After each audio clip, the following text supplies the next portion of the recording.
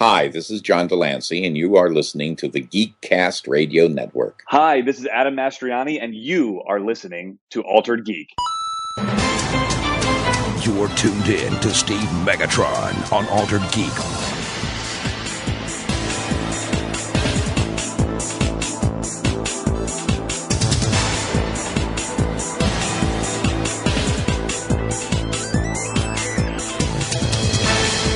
Hello and welcome to Altered Geek. I'm your host, Steve Megatron, and joining me on this adventure into geekdom is TFG1 Mike. Hello, how are you? Good. That's good. Between 410 and 411, 411, folks, we're going to give you all the info tonight because, everybody needs to dial 411. Between 410 and 411, you injured yourself. Yep. I don't remember if we talked about that in 410. I don't think we did. I don't think so. I don't think it had happened yet. Well, I think at that time it hadn't, and then I was busy with work, and then there was other programs we were recording, so we just didn't do the show at that time.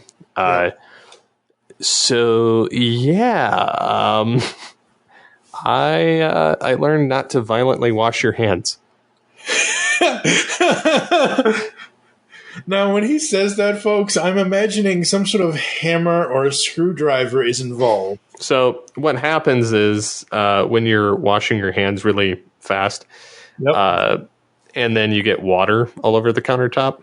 Oh, no. And then you're trying to be a decent human being to clean it up with a rag. Well, what had happened was I was wiping the counter a little too fast, and then you know how when you're like half paying attention because you're like, it's a reflex. I'm not, nothing's going to happen. Something happened. I whacked my finger up against I missed the counter and hit the sink bowl. Oh! And I pushed, my pinky did not bend. It stayed extended. And I hit at an angle, and so I cracked I fractured the inner part of my finger between the ring finger and the pinky. Yikes! On my right hand. Yeah, on your good hand, on the hand that you. And I sprained the middle knuckle as well, but I fractured between the middle knuckle and the knuckle that connects to my fist. And so thankfully, because I didn't break it at the knuckle, they shouldn't have to go in and do anything. They did give me a cast I can take on and off with like Velcro that they made custom to my hand. I'm at the point now that I can hold a mouse. Yep. And do some light grabbing of stuff. I mean, mostly I try to wear the glove because when I don't, I tend to hit things unless I'm seated. Mm-hmm. But it's thankfully I never learned how to type properly, and so my pointer finger, my middle finger, my thumbs are all I need for that. But I'm trying to regain strength in the ring finger on the right hand because the pinky is still healing, and they're gonna scan me next week to see whether I need a bone graft or not, because apparently I got cartilage instead of a solid bone in the middle. Oh no. So, which I guess that's just the way my finger developed. It's not. Yeah. The only reason I found out is because I jammed it. Yeah. And ladies and gentlemen, if you've heard me like snorting or chuckling in the background, it's not because I'm laughing at his situation of what happened. I'm laughing because in my head, you're telling me that you can type with your thumb, your ring, your index finger, and your middle finger. And I'm looking at my hand and I'm like, holy crap. Steve has mutated into a Teenage Mutant Ninja Turtle because they only have 3 fingers. Well, what's funny is I have 4 technically. When I wear this glove, it looks like I have a thumb, 2 fingers, and then 1 really big finger at the bottom. Which if I would have had the other 2 fingers, like I know how they did the Ninja Turtles now. They wore these special gloves, and they had the point, the ring finger and the pinky tied together, and the middle finger and the other pointed finger, and then you have your 3 fingers. Yep, absolutely. So and me, I know exactly what how you feel, because being born with cerebral palsy, having this all my life, it's like I actually have no, like, I can grab things if I need to, but like I have no functional use out of my right hand, like my fingers and all. Like, it's not, I'm not in pain or anything like that, but there's no, like, I have to use my left, like I have to make sure my brain is controlling my left hand in order to control my right hand. So yeah, anyone talks to me about hand injuries or not being, I'm like, I know exactly I know what you're going through. Mine's been a little bit longer than yours, but at least yours can heal. True. So this is Altered Geek, your show, and we talk about all kinds of stuff on here.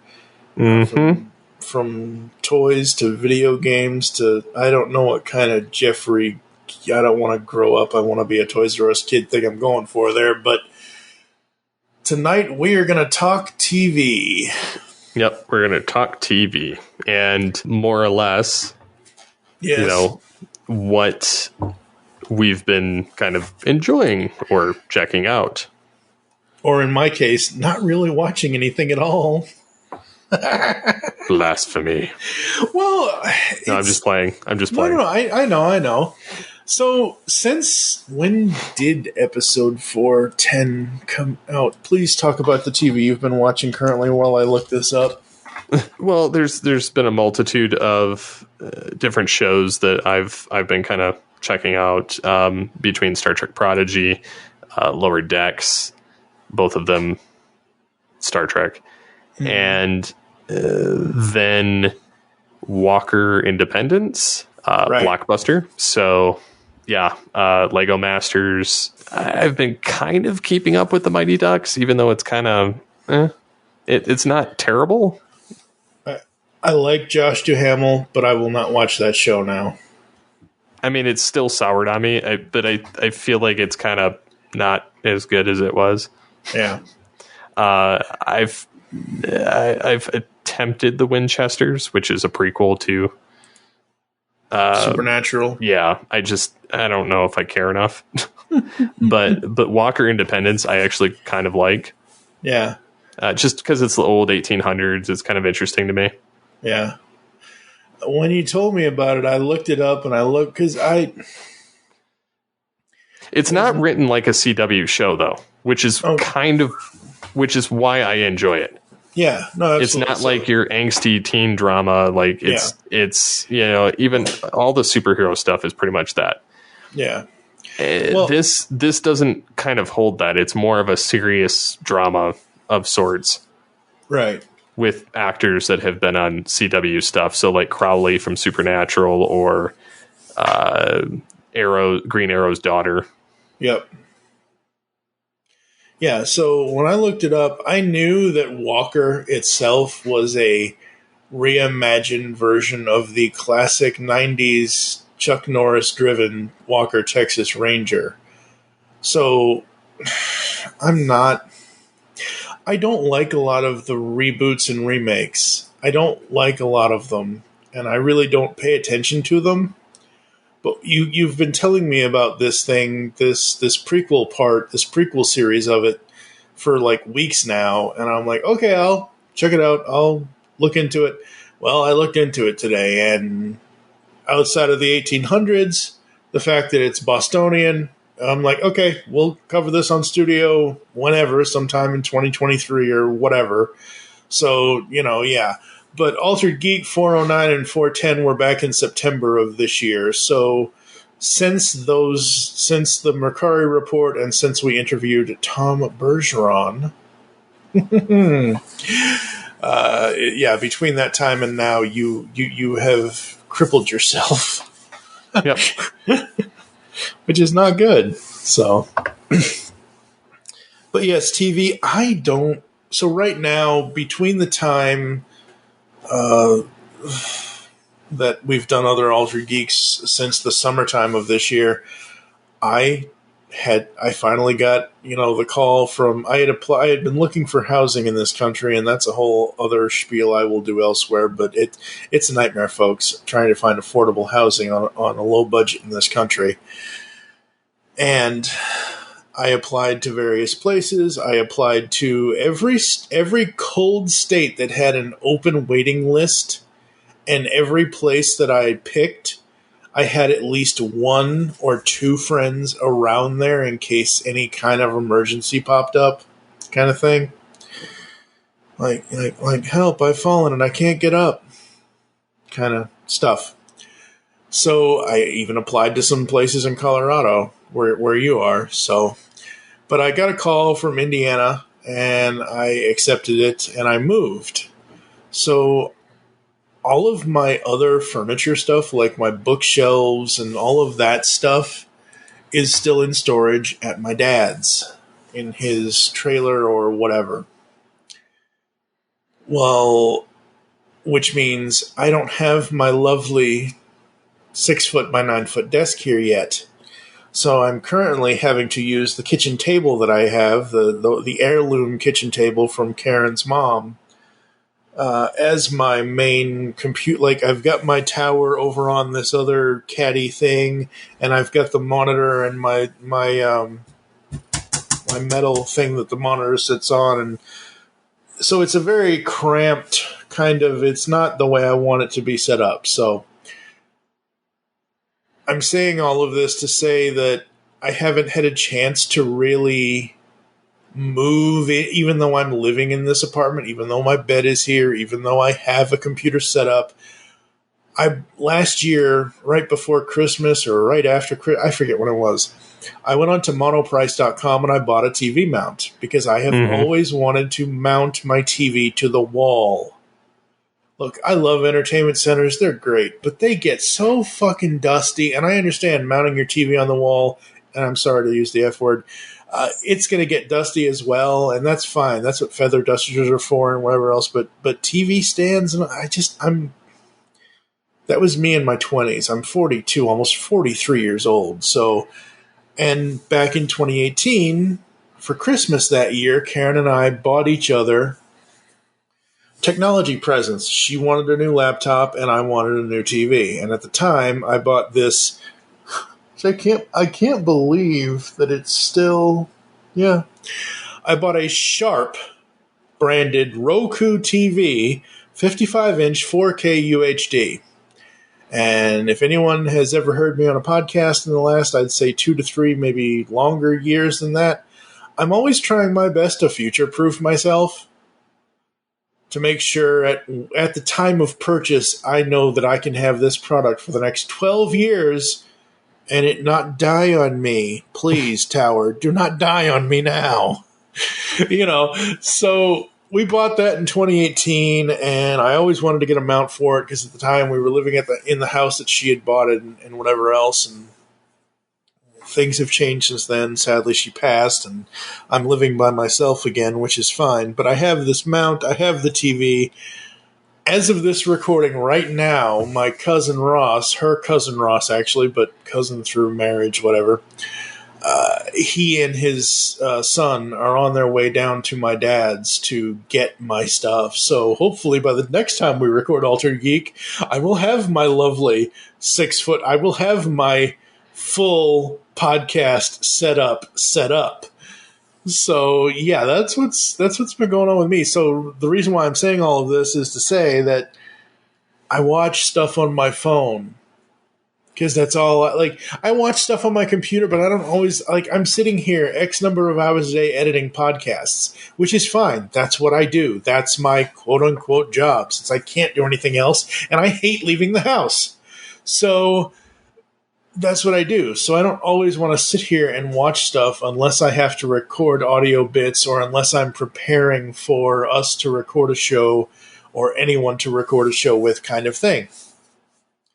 So I watch stuff on my phone, but I don't really watch stuff on my phone. I basically put something on to go to sleep or to relax or to whatever.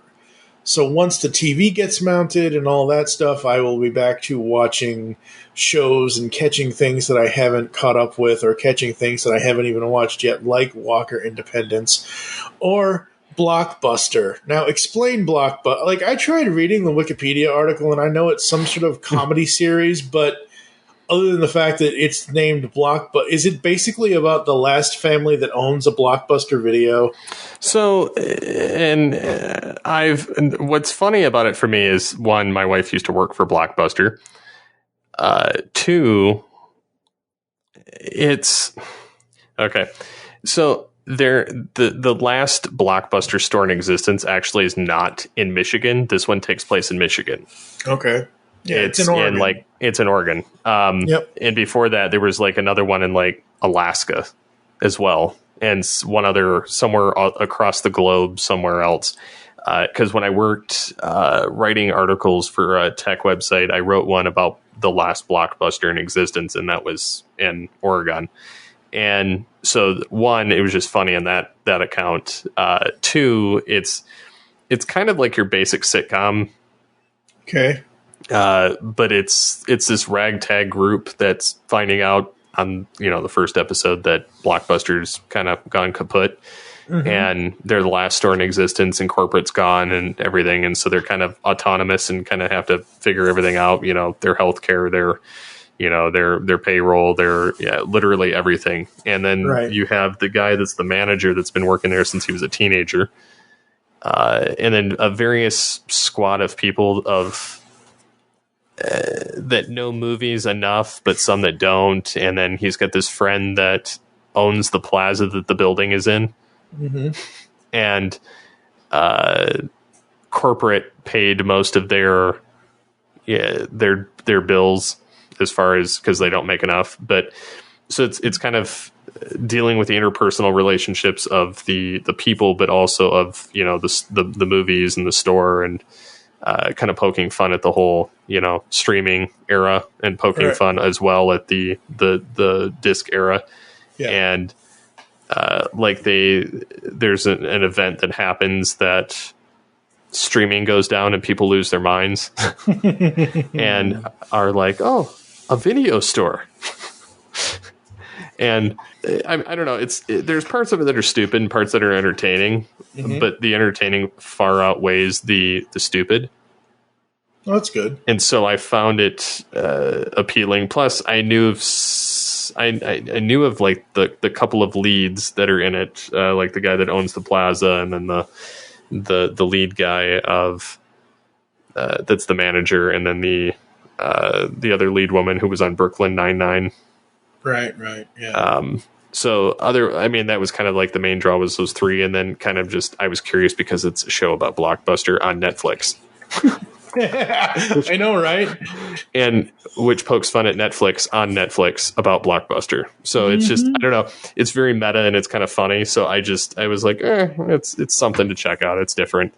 And it's not too like, it's not too dumb, and it's not too vulgar either. It's just, I don't know, it's just kind of entertaining and fun for just light watching. I think it'll get a season 2. They do leave it open for a season 2. Right. So I'm kind of hoping it does, but it's nothing I would like waste. I don't feel like I'm wasting a ton of time by watching it. Whereas, let's put it this way. I'm more invested in this than I am the Mighty Ducks Game Changer season 2. Yeah. Like there's a lot more to draw me to this. Now, Walker Independence, I would say, is probably, out of the shows not with the Star Trek moniker, is probably my favorite one going on right now. Okay, cool. Despite having to wait week to week to week. Yeah. That's the other thing I wanted to talk about as we talk TV here tonight is, well, we've talked about this over on Studio, but basically how we can... I want Netflix. I want the Netflix model. I want... Here you go. Here's everything. 10 episodes, 13 episodes, 20, whatever it is. I don't care. Here it is all at once, binge. Just flipping binge, you morons. That's what I want. Anytime Disney Plus comes out with a new show, whatever show it is, whether it's Star Wars, whether it's Marvel, whatever it is, I will not watch it until all episodes are online. I'll see people talking about it online, but spoilers don't really affect, I'm not going to get my knickers in a twist because, oh my God, somebody spoiled. So this color of this wall is green. Why would you spoil that for me? Don't you idiots. So, I will wait, and I am perfectly fine waiting for when so that way I can binge it on my own. Yeah. Kind of thing. And yeah, Blockbuster looks really fun, looks really cool. And other than I think, is this the Saturday Night Live? Yes. Other than the guest actor Bobby Moynihan as Stevie, who was on SNL for the longest time. Oh, and JB Smoove. Other than those two names, I don't recognize anyone in the main cast. Well, I recognize the woman that's as Eliza. Yeah. Melissa, Brooklyn Nine-Nine. Yeah. I never watched Brooklyn Nine-Nine. I did. I found it entertaining, but I mean, I haven't watched a lot of it. It's just, yeah. But yeah, I don't know. I'm just kind of. It's just something different. So I was kind of interested just on that front. Yeah, no, absolutely. It looks really, really fun. And like I said, at some point I will be checking it out. Over on Studio 2009, as of this recording, we have our 51st episode out where you and I did a Ryan Reynolds double feature with The Atom Project and Six Underground. And I can safely say that The Atom Project, this doesn't happen a lot, folks. It only happens with a handful of things as far as films go. But it is now in my top tier of most rewatched films. Like literally, since we did the recording, I watched the film at least 2 times. After the recording and the release of the podcast, I've gone back and watched it like 4 more times. I haven't done that with a movie, and just a regular, not Transformers, not franchise, not any. I haven't done that with a regular. Like the last time I did that was with 1988's Cocktail with Tom Cruise and Elizabeth Shue. So yeah, that's also technically not. I mean, technically it's TV since it's streaming on Netflix, but it also is a film. So, but yeah, I don't watch TV like I used to, and hopefully once I get the TV mounted in the bedroom and all that stuff, I will start watching shows again. But for me, it's all about just putting something on. Like, and I know people, and I know you're not like me. You're not into the whole true crime thing, and that's fine. But like, people, I always say to people, yeah, Forensic Files puts me to sleep. I've seen Forensic Files so many times that I know every single major episode from that show. And they're like, why are you going to sleep to murder? And I'm like, it's Peter Thomas's voice. May the man rest in peace. But Peter Thomas is the narrator on Forensic Files, and he just has one of those voices that can just, especially if you've seen the show enough time, if you've seen the same episode over and over and over and over and over again, that you know what happens in the plot, that you just want to hear the man talk. He has one of those voices, and I'm sure I'll put a clip in here somewhere so people can hear what I'm talking about. At the Dallas Pistol and Revolver Club in 1991, Trey Cooley, a young spectator, was watching a shooting competition seated behind an air gun range. He was struck and killed by a stray bullet. This is how ballistics, lasers, and forensic animation solved the riddle of the magic bullet.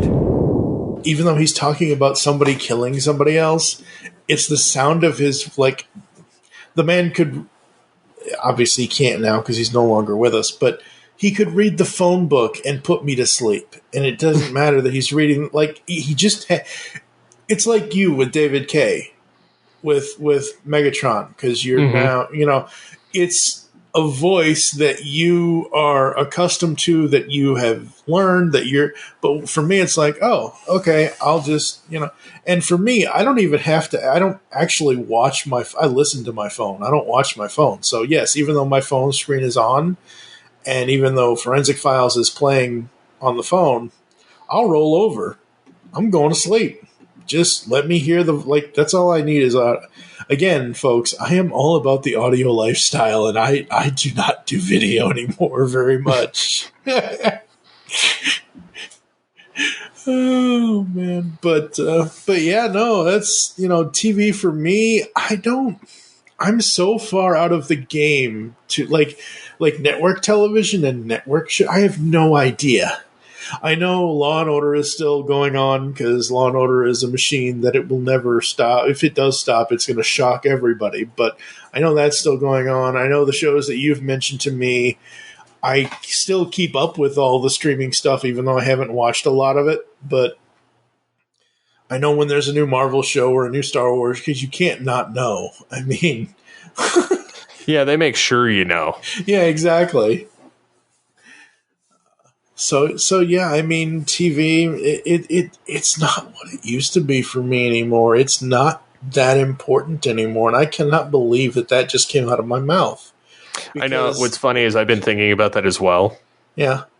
And I'm kind of of the same mind. Like, yeah, I'll pick up a new thing, to show here and there. Mm-hmm. But on a whole, I just don't care. No. Like, there's not a lot that actually grabs my attention. Yeah.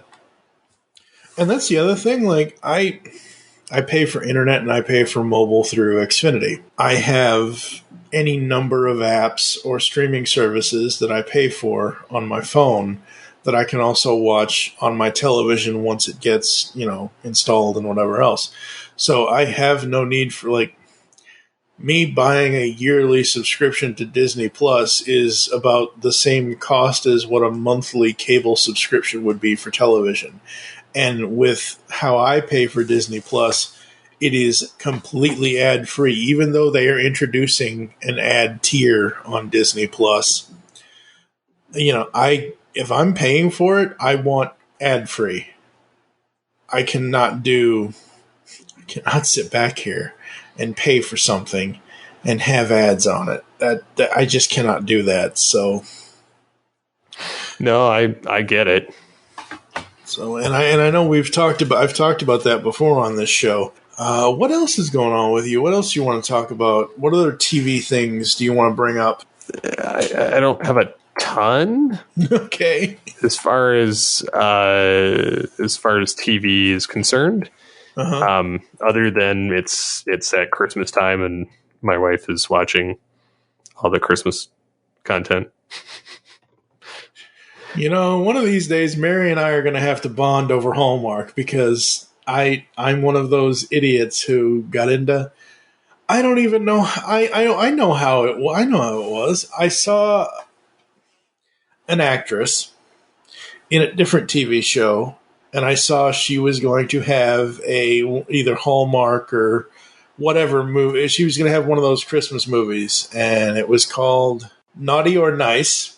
I don't remember who the guy was that starred in it with her, but it was Hillary Burton. Hillary Burton is the wife of Jeffrey.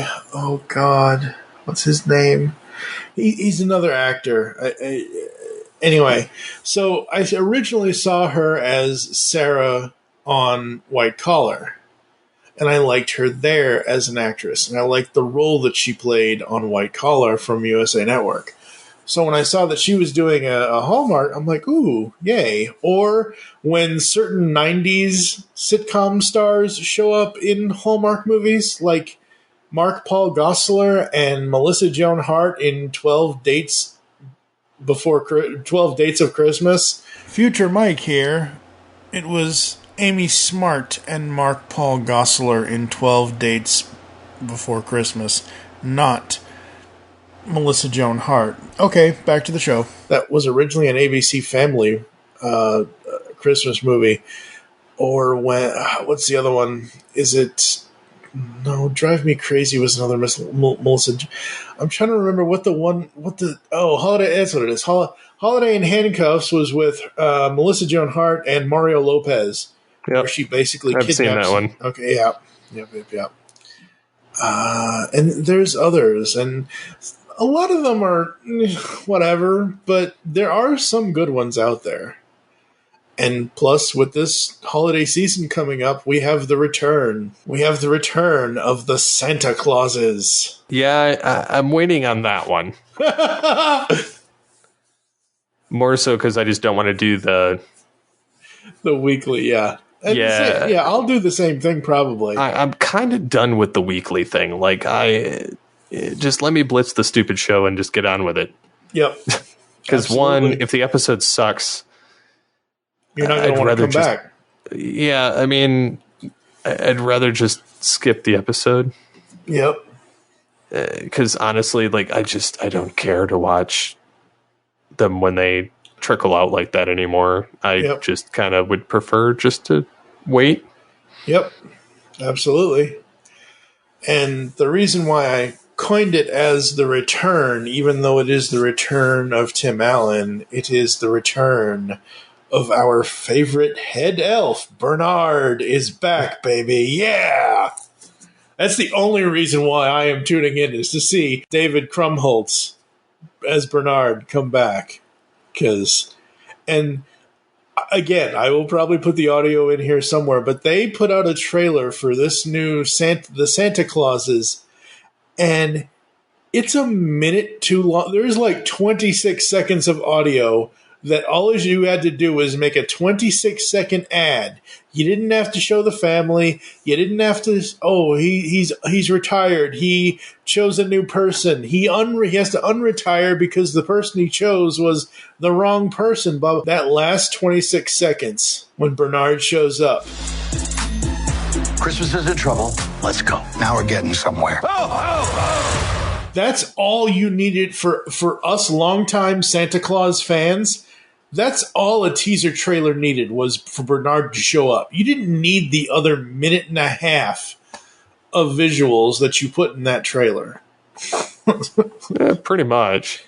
And I knew it was happening. I mean, even though I hadn't seen the trailer to that point, but I have since seen it. But I knew it was happening because I follow David on Instagram, and we live in the age of the internet, and we live in the age of news websites that break the news and do this and do that and whatever else. And it was a huge rumor at first, and then eventually he confirmed it, and then websites are like, oh, he confirmed it. Bernard's back.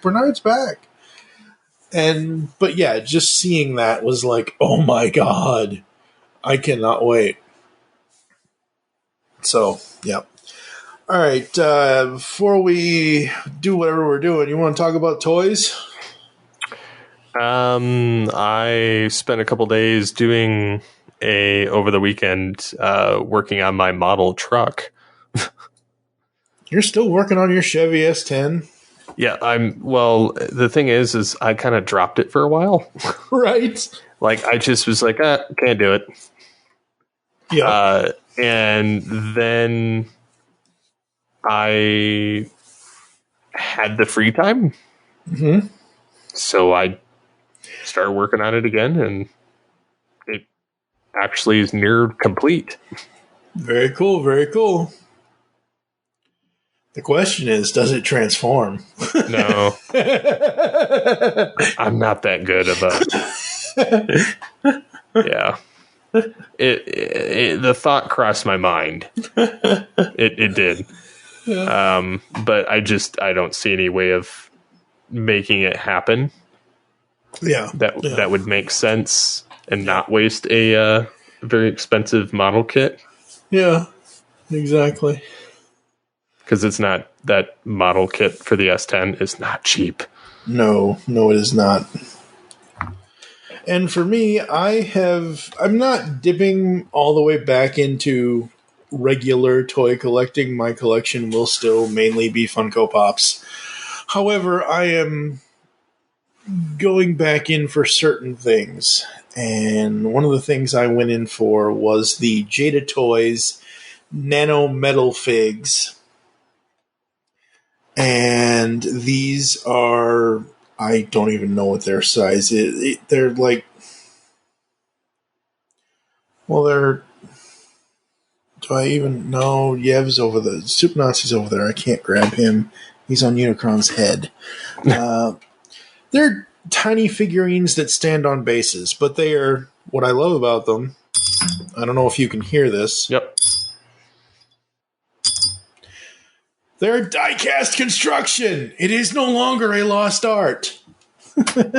So, these are 18 figures that are die-cast. Like I said, Jada Toys, Nano Metal Figs.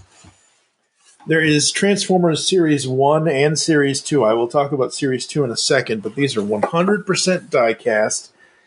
In this Series 1, you have Optimus Prime, Bumblebee, Hot Rod, Cliff Jumper, Starscream, Megatron, Jazz, Prowl, Sideswipe, Sunstreaker, so you got the Jet Judo twins, Skywarp, Thundercracker, Wheeljack, RC, Ironhide, Ultra Magnus, Shockwave, and Soundwave. Ooh, I need to stand Shockwave and Soundwave next to each other.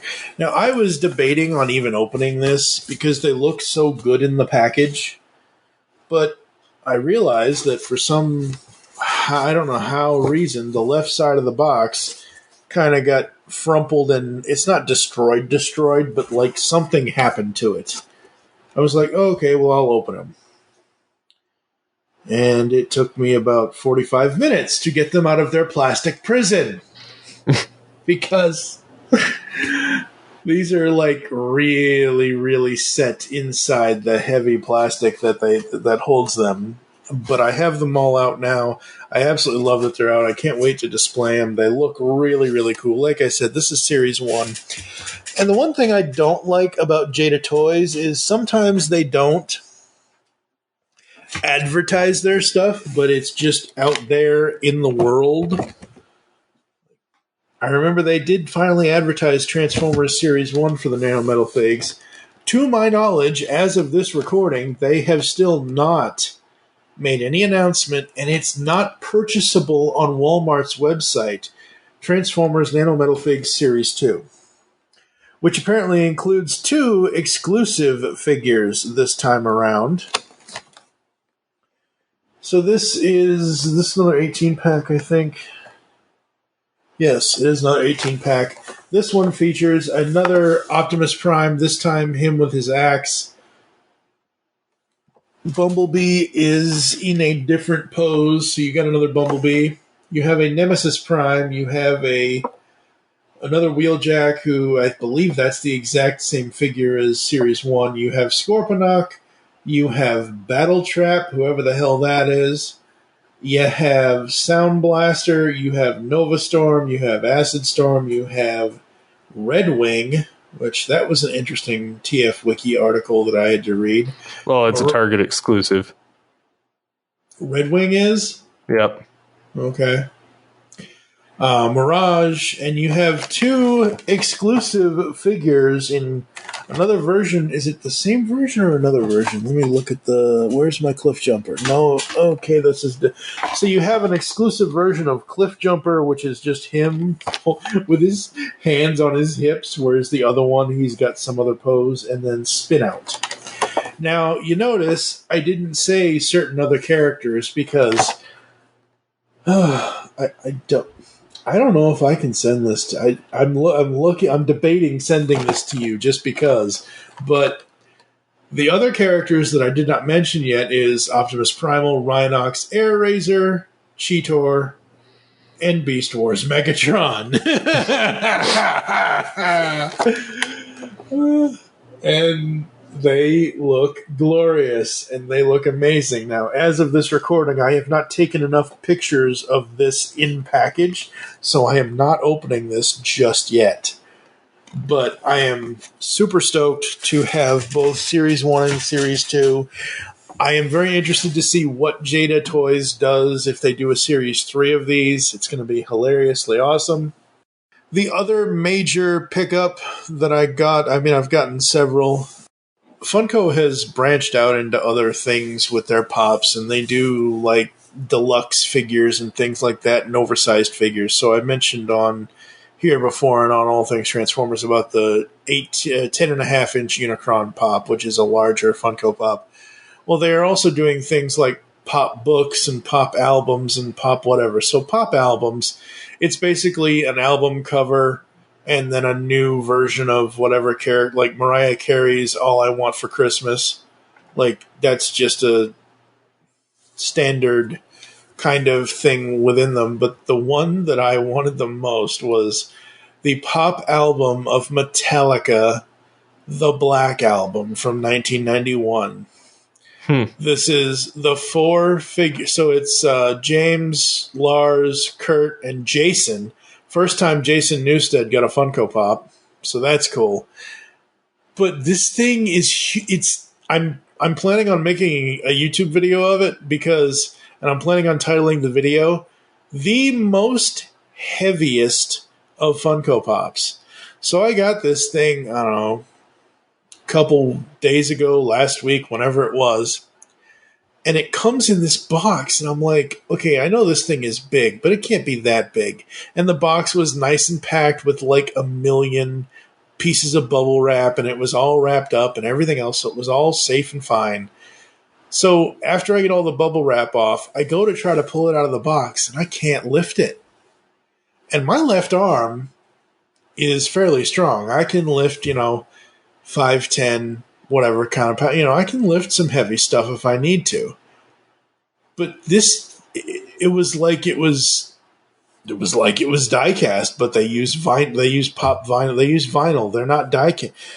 And I lifted I'm like, oh my God. So literally, it's the heaviest Funko Pop I own. Like it takes me a good 5 minutes to lift this thing anywhere. It's so heavy. And I don't know why it's that heavy, because there is not, to my knowledge, a record in this thing. And vinyl itself is not that heavy. But this thing weighs 5 or 6 pounds. And I don't know why. So, yeah. Anything else you want to discuss? Is there anything else you want to talk? I mean, this is your show. I want to be able to, I don't want to, whatever.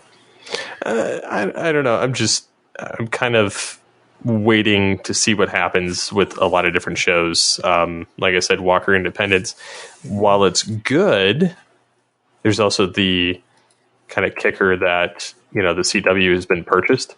Yes. So they've actually canceled pretty much every show unless it was already going to cease after the season.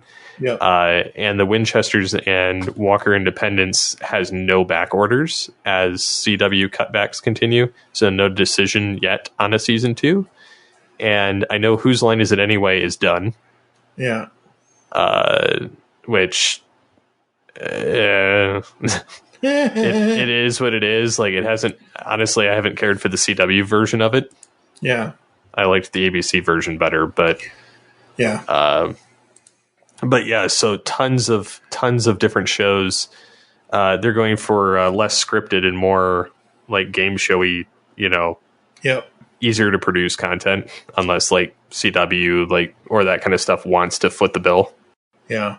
So I'm a little reluctant on some of those, just because if they don't get renewed, it's a waste of time.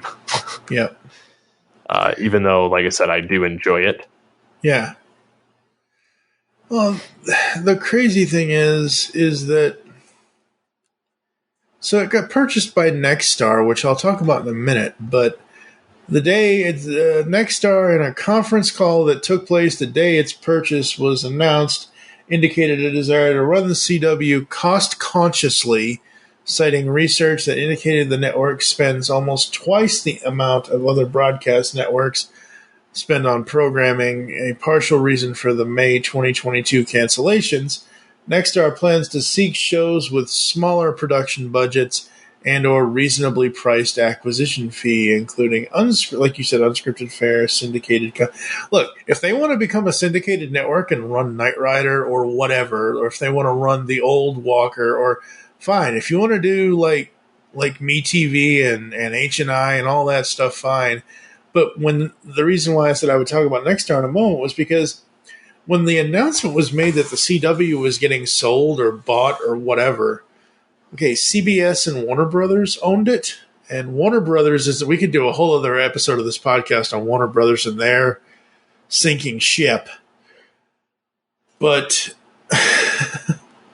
when it was announced, I'm like, who the hell is Nexstar? the CW was bought. I thought it was going to be bought by NBC or Disney or, somebody.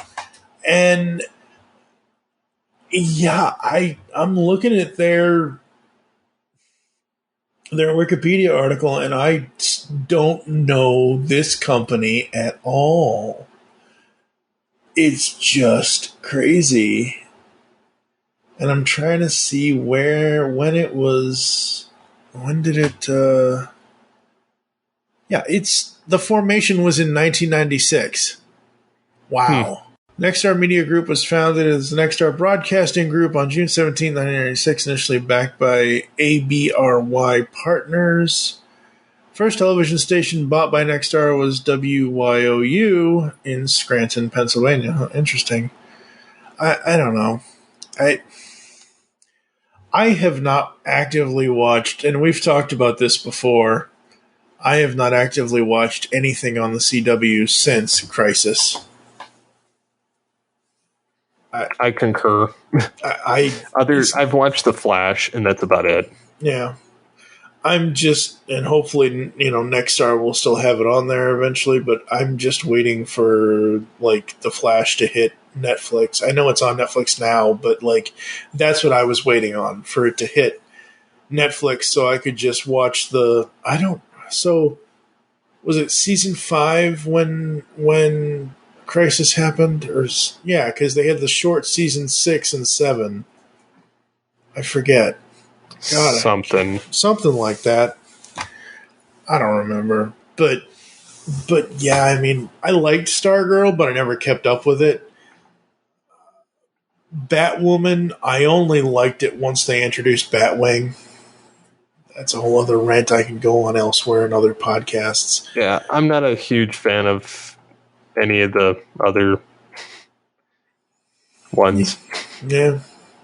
I was hoping that they would do the Canaries one that they were going to do with his daughter and all that. Still have the feeling of Arrow, even though Oliver wasn't there anymore. But I don't think they're going to be doing that at all. No, it flopped hard. Yeah, because they did kind of a soft reboot during the show, and it went nowhere. Yeah, that sucks. That absolutely sucks. I think that's it. And like I said, I mean, I don't think I really have much else. I mean, it's more so kind of an update and just kind of what we've been watching. So I'd be curious to hear what other people are watching and what they think are of interest that they're kind of picking up right now. Yeah, absolutely. Let us know, folks. We will come back with episode 112. Wow. We went back in time? Yes. It's those days that wake you up in the dead of night, those days that felt like another life. We just went back in time. We jumped in the DeLorean, folks. Episode 412.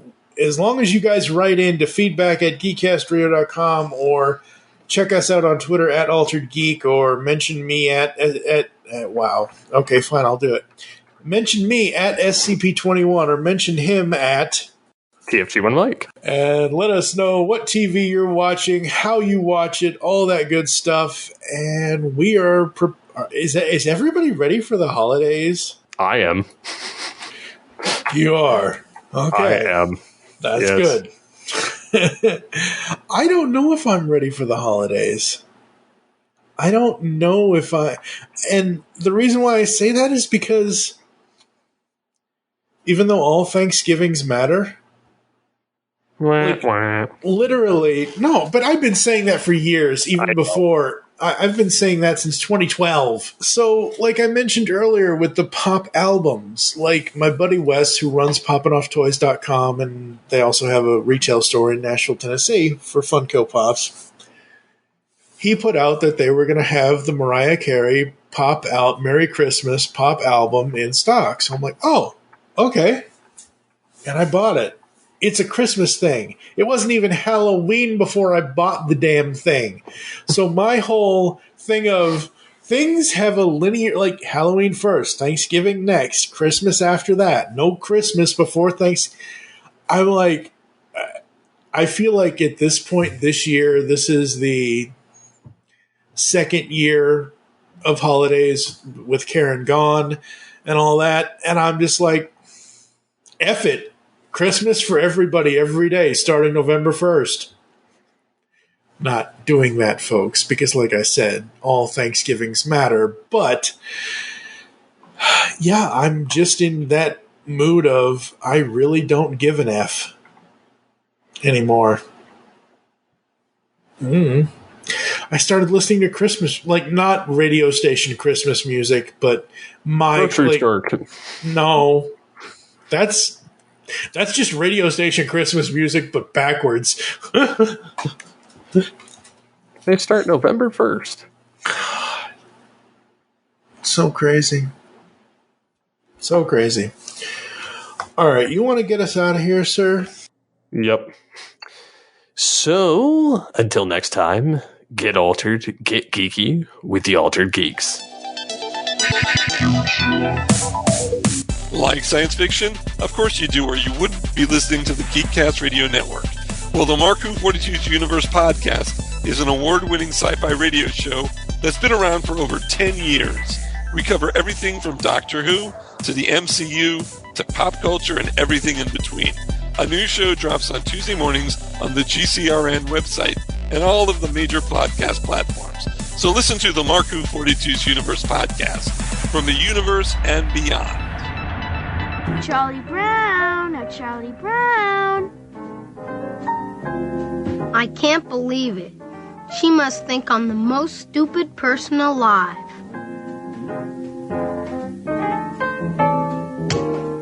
Come on, Charlie Brown. I'll hold the ball and you kick it. Hold it? Ha! You'll pull it away and I'll land flat on my back and kill myself. But Charlie Brown, it's Thanksgiving. What's that got to do with anything? Well, one of the greatest traditions we have is the Thanksgiving Day football game. And the biggest, most important tradition of all is the kicking off of the football. Is that right? Absolutely. Come on, Charlie Brown. It's a big honor for you. Well, if it's that important, a person should never turn down a big honor. Maybe I should do it. Besides, she wouldn't try to trick me on a traditional holiday. This time I'm gonna kick that football clear to the moon!